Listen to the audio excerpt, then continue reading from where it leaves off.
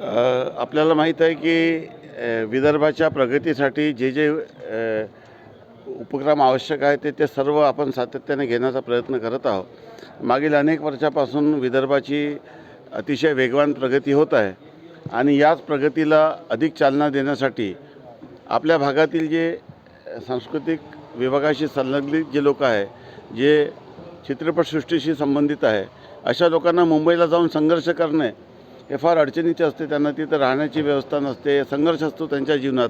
तरी देखील आज विद्यमान जी चित्रसृष्टी आहे तिथे मोठ्या प्रमाणामध्ये आपल्या विदर्भाचे लोक काम करत आहे। अनेक लोक या संधीपासून मुकले असतील आणि त्यामुळे हा सेंट्रल इंडियाचे म्हणजे आज खरं म्हणजे heart of incredible India is Nagpur.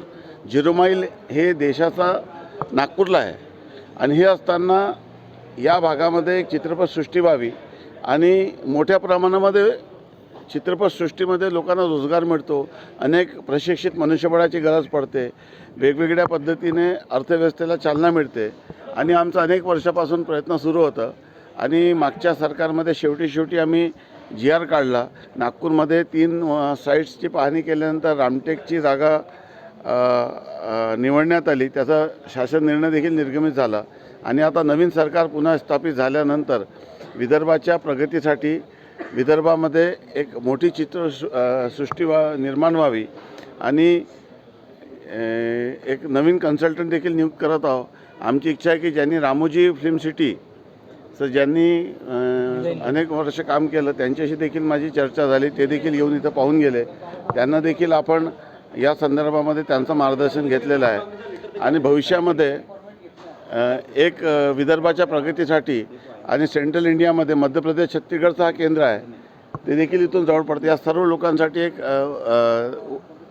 चित्रपटसृष्टी विदर्भात व्हावी अशी भावना अनेकांची होती।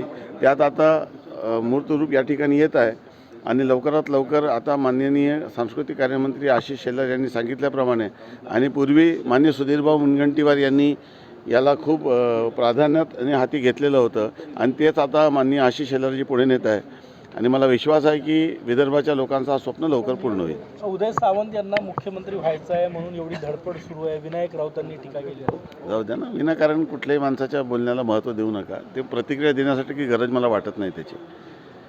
ते कसं झालं, वैफल्यग्रस्त होऊन काही विधान करत आहे, त्याच्याकडे खूप गांभीर्याने घेण्याची गरज नाही त्यांना। थँक्यू।